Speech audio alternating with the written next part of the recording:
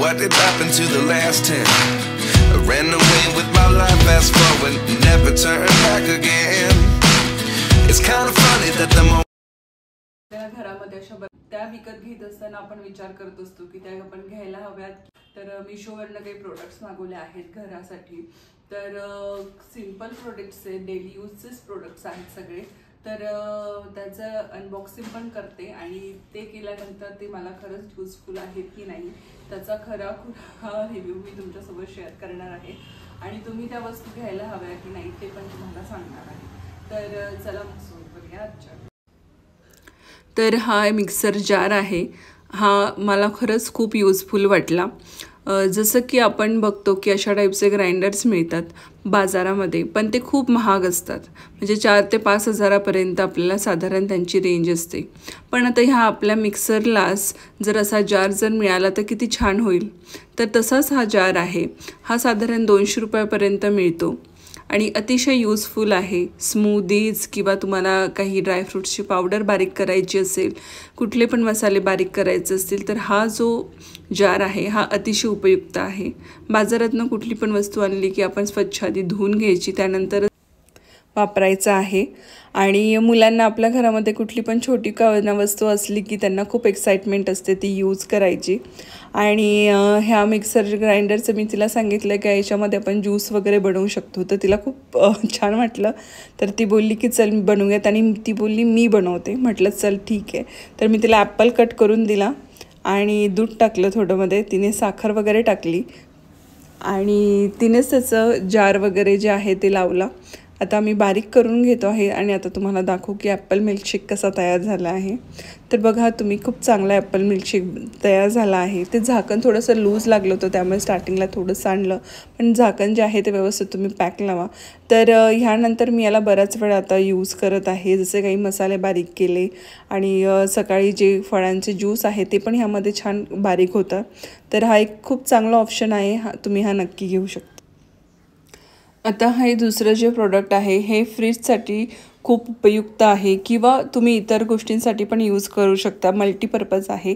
तर अशा ह्या बॅग्स येतात, प्युअर कॉटनच्या आहेत आणि ह्यामध्ये साईज पण वेगळ्या वेगळ्या आहेत. छोटी, मीडियम आणि लार्ज अशा 3 साईज आहेत आणि टोटल 12 ह्या पिशव्या आहेत.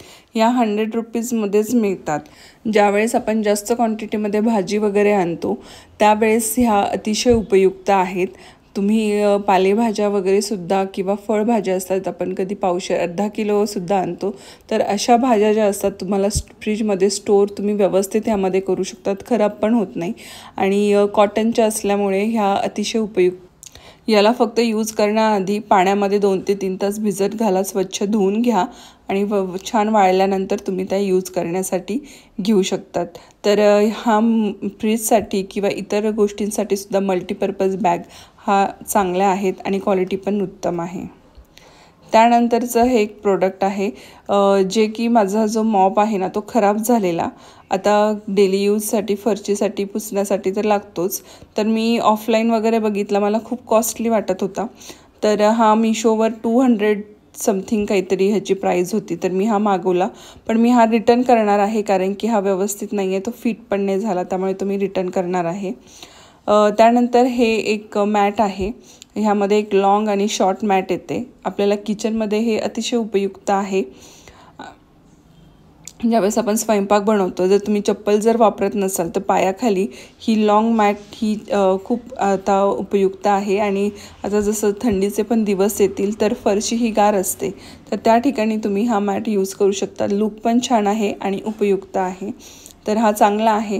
पण ह्यामध्ये ना थोडा प्रॉब्लेम आहे की हे जे खालचं जे आहे ना ते सरकतात लगेचच. तर तुम्ही काहीतरी केअरफुली यूज करावी लागेल किंवा त्याला खाली ते स्टिक राहतील तर आपल्याला काहीतरी यूज करावं लागेल. आता मी बघते थोडंसं, जर मला ठीक वाटलं तर ठेवते, नाहीतर मग हे पण प्रोडक्ट मी रिटर्न करेल.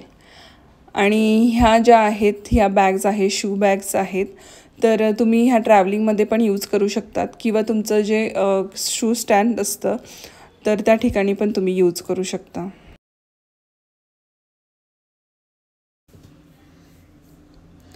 तर हा बाथरूम क्लिनिंगसाठीचा एक मला खूप चांगला वाटला हा ब्रश.